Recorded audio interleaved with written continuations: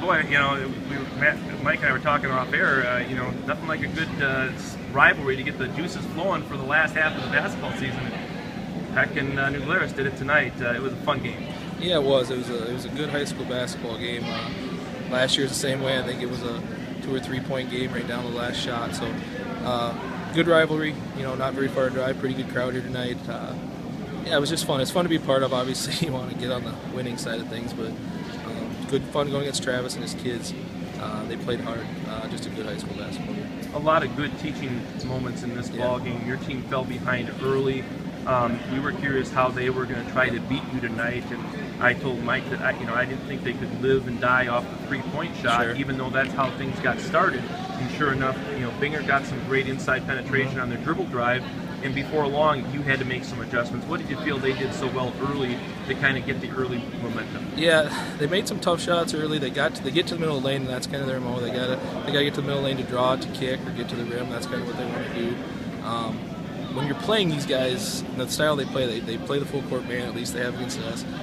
You kind of want to be called tight so we can get to the free throw line a little bit, which we did. I think we shot 20-some free throws. But when they made those runs, Binger was a tough to guard for us because you put the ball on the floor and go by people. Like I said, we tried to play off, he'd go by. Just a good dribble drive kid to have. You get on the offensive boards too. Yep. That's an intangible that you can't account for really when you're game planning, because you just assume that you think about the scores, from facing up to the basket and just in a normal half-court set. But a lot of offensive rebounds that hurt us. They got second chances, and against teams like that, you can't give them 2 or 3 tries to get baskets. And I think that's what probably hurt us early. I think we adjusted a little more in the second half to that. But it was hard to go score for score there when we got down 10. It seemed to me like we were always down 5, always down 7. We could never get back to square. So, I'd like to see us be a little better on the boards. I'd like to see us get a little more in transition, but credit them. They play that style. We knew they'd play that style, and we got to be able to adjust to it. So.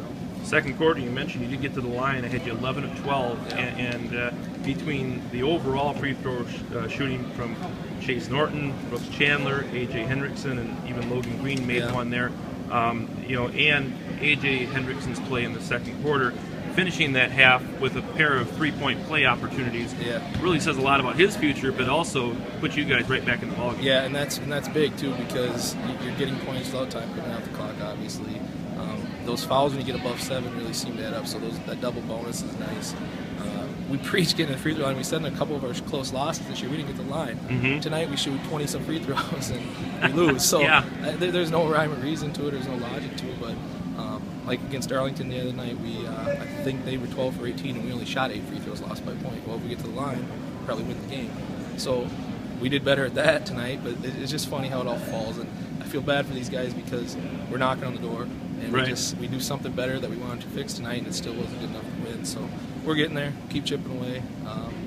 Hopefully it turns out better next time. Third quarter might have set you back a little bit. I mean, I think both teams probably didn't get as much out of it as they wanted.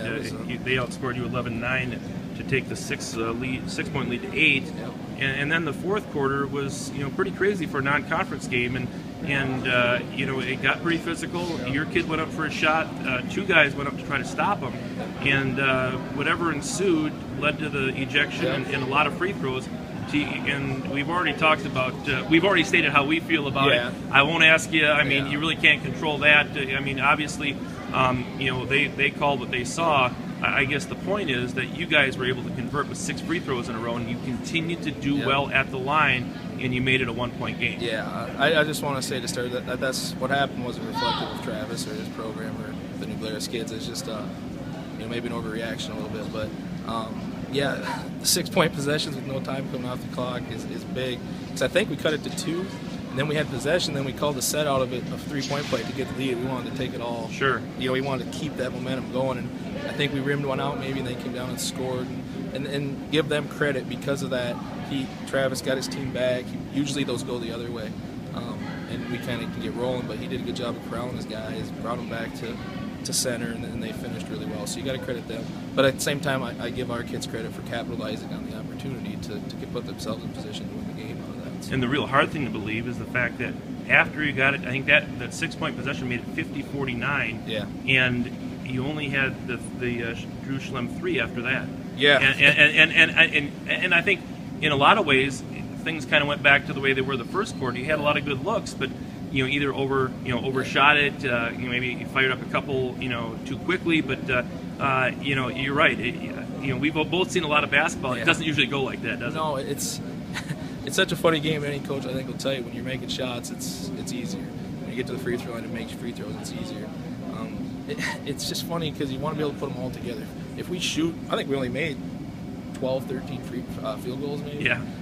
That ain't going to get it done, but you make 20 free throws, that helps. But if you put those together, right? If you get to line and make some shots, you can run by some people, and that's where we got to get to.